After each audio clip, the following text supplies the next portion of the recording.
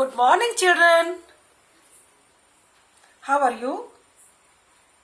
I hope you all are fit and fine and you were waiting for the next chapter of this month.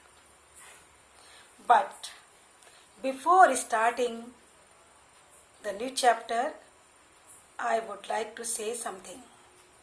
And that is what? That is what, children? Do you know? Children, today is 2nd October, Gandhi Jayanti.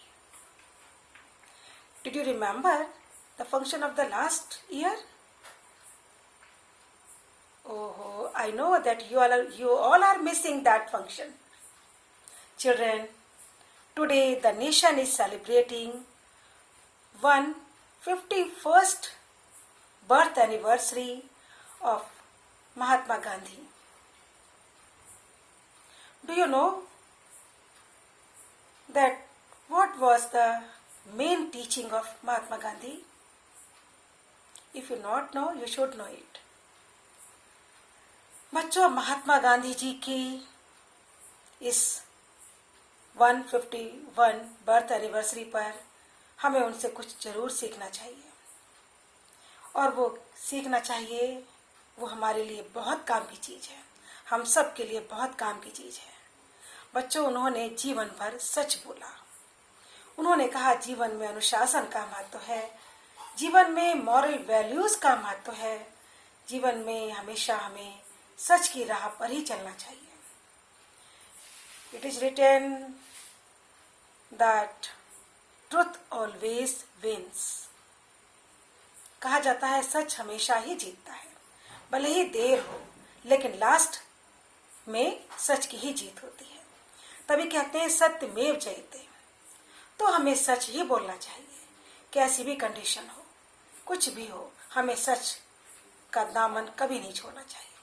तो आज हमारी ये सच्ची श्रद्धांजलि होगी महात्मा गांधी को, अगर हम ये डिसाइड कर लें, डिटरमाइंड हो जाएं कि हमें हमेशा सच ही बोलना है। ठीक है? तो आज से आप सभी इस बात को अपने जीवन में उतार लीजिए कि हमें हमेशा सच बोलना है, और चाहे कुछ भी हो जाए बस सच बोलना है। ठीक है? चलिए आगे बढ़ते हैं, और आज की पोयम है हमारी break break break. Are you ready?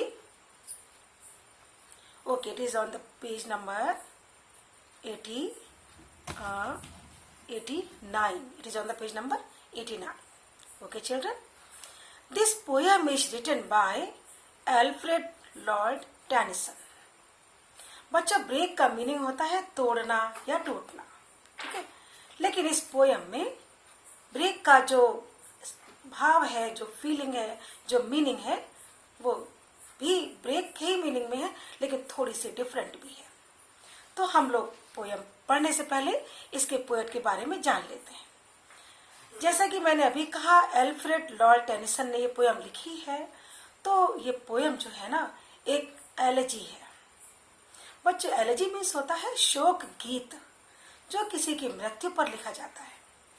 तो एल्फ्रेड लॉर्ड टेनिसन, जो कि इस पोयम के पोएट हैं, उनके बेस्ट फ्रेंड की, उनके बहुत ही घनिष्ठ मित्र की मृत्यु हो चुकी है, और वो उनके दुख में दुखी हैं, उनके जाने के दुख में दुखी हैं, उनके जाने के गम में गमगीन हैं, उदास हैं, बहुत ज्यादा उदास हैं, इतने उदास हैं कि वो कुछ उन्हें अच्छा नहीं लगता। तो वो समुद्र के किनारे जाते हैं और वहां पर वो अपनी फीलिंग्स को लिखते हैं। ठीक है? तो हम पोएम स्टार्ट करते हैं। Break break break. First stanza is break break break on thy cold grey stones, O sea, and I would that my tongue could utter the thoughts that arise in me. बच्चों, break break break मतलब तोड़ना या टूटना। और second line देखिए, on thy. Thy means thy, thee, thou. These are old English. These words were used in Old English.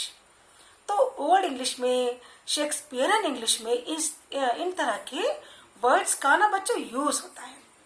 तभी इसमें दाई लिखा है, एंड दाई मीन्स होता है तुम्हारे। ओ सी, अब ओ समुद्र को वो एड्रेस करते हैं, ओ सी। यहाँ पे एक प्रकार का पर्सोनिफिकेशन है, जैसे हम कहते हैं ना मानवीयकरण। यहाँ पे उन्होंने समुद्र को एज अ पर्सन एड्रेस किया है और कहते हैं ओ समुद्र, तुम्हारी जो तुम्हारी जो वेव्स हैं, जो तुम्हारी समुद्र की जो लहरें हैं, ये उठती हैं, ये गिरती हैं और ये शोर करती हैं और ये शोर करके किनारों पर आती हैं, तुम्हारे तट पर आती हैं और वहां पर बहुत तरह के स्टोन्स पड़े हैं जो कोल्ड हैं, जो ग्रे हैं और स्टोन्स को वो तोड़ना चाहती हैं लेकिन वो तोड़ नहीं पाती हैं। तो वो कहते हैं ब्रेक ब्रेक ब्रेक। वो कहती है कि ओ समुद्र, तुम्हारी जो ये लहरें हैं ना, these sea waves are rising and falling, they are making sound, they are making noise and they are coming to the shore. They want to break the cold grey stones which are lying on the seashore. तुम्हारे तट पर जो पत्थर पड़े हैं उनको वो तोड़ना चाहती हैं। तो क्या बच्चों वो उनको तोड़ पाती हैं? नहीं, वो स्टोन्स पर उनका असर नहीं होता, वो तोड़ नहीं पाती हैं, लेकिन वो आती है और जाती हैं, आती है और जाती है। अब थर्ड लाइन देखिएगा, एंड आई वुड। ये आई कौन है? पोएट। पोएट कहते हैं आई वुड, मैं विश करता हूँ। वुड जो है विल का पास्ट भी है, विल का वुड होता है ना, तो लेकिन वुड मीन्स विश भी होता है। मैं चाहता हूँ that my tongue could utter the thoughts that arise in me, कि मैं भी मेरा दिल तो दुखी है, मैं सी वेव्स को खाली देख रहा हूँ लेकिन उसका असर मुझ पर नहीं हो रहा है क्योंकि मेरे दिल में बहुत दुख है। मेरा दिल मेरे दोस्त के जाने से बहुत दुख से भरा पड़ा है और मैं अपने दिल के दुखों को, अपने दिल के विचारों को, मेरे हृदय में जो विचार आ रहे हैं उनको चाहता हूँ कि मैं अपनी टंग से, अपनी जुबान से अटर करूं। अटर मीन्स बोलूं, लेकिन मैं बोल नहीं पाता हूँ। I want to express my sad feelings of my heart, but I couldn't. तो पोएट कहते हैं, I am explaining in English now. Poet is addressing the sea and says, "Oh sea, your waves are rising, your waves are falling down. They are making sound. They want to break the stones. That's why they are coming to the shore. And they want to break the stones which are lying on the shore, but they can't break them. Similarly, I have lots of sad feelings in my heart because my best friend is died. My best friend is no more. I want to express my feelings. I want to say my feelings with my tongue, but I can't. मैं express नहीं कर पा रहा हूँ, इसीलिए वो ये poem लिखते हैं। Okay, second stanza. O well for the fisherman's boy that he shouts with his sister at play. अब देखिए, वो दुखी है लेकिन क्या उनकी चारों ओर सब दुखी है? नहीं, चारों ओर की दुनिया पहले की तरह चल रही है, सब कुछ वैसा ही है जैसे कल था, लेकिन पोएट नहीं है। पोएट का दिल तो दुखी है, वो अपने दुख में बैठे हुए हैं और कह रहे हैं कि वो देखते हैं कि फिशरमैन का बॉय है, वो अपनी बहन के साथ, अपनी सिस्टर के साथ वहीं सी शोर पर, समुद्र के किनारे, देखिए आप पिक्चर में ये बच्चे दोनों ना भाग रहे हैं। कहते हैं they are playing at the shore, they are making, they are shouting, they are running and they are enjoying their lives. On the other hand, oh well for the sailor lad that he sings in his boat on the bay. कहते हैं दूसरी ओर seller का जो lad है, lad means young boy, sailor का जो युवा लड़का है वो बहुत खुश है। देखिए बोट में बैठा हुआ है, वो पिक्चर में बोट में बैठा हुआ है। तो कहते हैं कि देखिए वो जो समुद्र जे देखिए बैठा है ना यहाँ पे, तो वो कह रहे हैं कि समुद्र जो सेलर है, जो उसका यंग बॉय है, वो जो यंग है और पूरी एनर्जी से भरा हुआ है, उत्साह से, खुशी से भरा है। वो अपनी बोट में बैठा है और वो गीत गा रहा है। ठीक है, उसको भी पोएट के दुख का कोई अनुमान नहीं। सब अपने जीवन में खुशियां मना रहे हैं, खुश हैं, इंजॉय कर रहे हैं।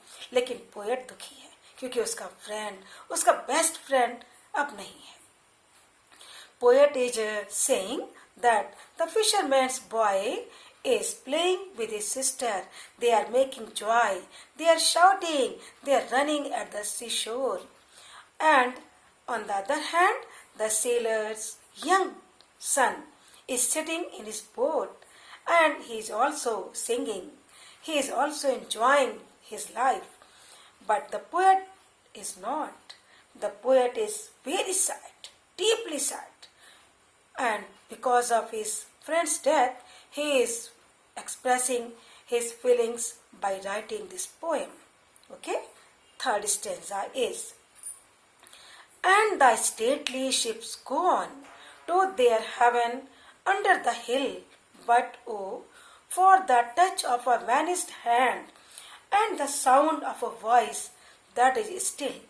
कहते हैं कि जो बच्चों स्टेटली मीन्स होता है स्ट्रॉन्ग, ग्रैंड, जो बड़े बड़े जहाज हैं समुद्र में जो चलते हैं, और सभी तरह के जहाज चलते हैं समुद्र में, तो वो कहते हैं कि सभी तरह के जहाज, small and big ships are going in the sea, जा रहे हैं समुद्र में, and they are returning also to their haven under the hill. वो कहाँ लौट रहे हैं? हेवन पर। बच्चों हेवन मीन्स कह सकते हैं कि वो जगह जहां पर शिप खड़े होते हैं, शिप स्टैंड कह सकते हो, बंदरगाह कह सकते हो, कि the ships are going, the ships are coming and they are standing on the port, on the place which is safe, which is under the hill. But oh, for the touch of a vanished hand and the sound of a voice that is still. लेकिन कहते सब जा रहे हैं, सब आ रहे हैं, सब अपना काम कर रहे हैं पहले की तरह, लेकिन मैं वैसा नहीं हो पा रहा हूँ, क्योंकि मेरा फ्रेंड, मेरा बेस्ट फ्रेंड, मेरा प्यारा फ्रेंड, उसका जो हाथ था जो मुझको टच करता था वो वैनिश हो गया. वैनिश मीन्स वो लुप्त हो गया, वो विलुप्त हो गया, वो गायब हो गया, वो मुझे अब नहीं दिखता. मेरे हाथ, मेरे दोस्त का जो हाथ था जो मुझे टच करता था, मैं उसको, उसके टच को फील कर रहा हूँ, लेकिन वो हाथ नहीं दिखता. And the sound of a voice, और मैं उससे बातें करता था, खूब मस्ती करता था, वो बातें, वो आवाज अब क्या हो गई है? स्टिल हो गई है, वो अब मौन हो गई है. Now last stanza is, break, break, break, at the foot of thy cracks, O sea. In the last, the poet is again addressing the sea and says that your waves are rising and falling, and they are making sound, they are making noise, they are coming to the seashore. They want to break the stones which are lying on the shore. कहते हैं कि समुद्र, तुम्हारी लहरें उठ रही हैं, तुम्हारी लहरें गिर रही हैं, तुम्हारी लहरें शोर कर रही हैं, और वो समुद्र के तुम्हारे किनारों पर आ रही हैं. इतना शोर करते, इतना वेग से, इतने आवेग से वो आ रही हैं कि वो समुद्र के किनारे, तुम्हारे किनारे पड़े हुए पत्थरों को तोड़ना चाहती हैं, लेकिन तोड़ नहीं पा रही. They are going again back. Now the last two lines are, but लेकिन the tender grace of a day that is dead will never come back to me. Poet देखिए बहुत दुखी हो रहे हैं और कहते हैं वो दिन, वो जो ग्रेसफुल डेज थे, वो जो प्लेजरेबल डेज थे, वो जो डिलाइटेड डेज थे जो मैंने अपने दोस्त के साथ गुजारे, वो जो अब केवल मेरी मेमोरीज में है, वो मेरा दोस्त कभी नहीं आएगा. वो दिन अब डेड हो चुके हैं क्योंकि मेरा फ्रेंड ही नहीं है. मेरे जीवन में कोई उत्साह नहीं, कोई खुशी नहीं आने वाली. वो सारा का सारा जो आनंद था खत्म हो गया है मेरे जीवन से. वो will never come back to me. वो दिन कभी नहीं आएंगे क्योंकि मेरा दोस्त कभी नहीं आएगा. इसलिए पोएट दुखी होकर के ये पोयम लिख रहे हैं. एंड देखिए बच्चों, ये पोयम बहुत छोटी सी है, और देखिए फर्स्ट स्टैंजा में और जो लास्ट था स्टैंजा, इसमें उन्होंने सी को एड्रेस करके अपने आप से उसको कनेक्ट किया है, और रिलेट किया है और बताया है। लेकिन जो बीच की जो 2 स्टेंजास थे ना, देखिए उसमें जो कुछ हो रहा था पहले की तरह वो वैसे ही हो रहा है। तो कहने का मतलब ये है कि जिस पर दुख होता है वो वही फील करता है उसको, बाकी show must go on, show चलता रहता है ना। तो हमें लगता है कि आपको पोयम समझ में आई होगी। इस वीडियो को बार बार देखिएगा और पोयम को अच्छे से समझिएगा। Okay children, okay, take care and good bye.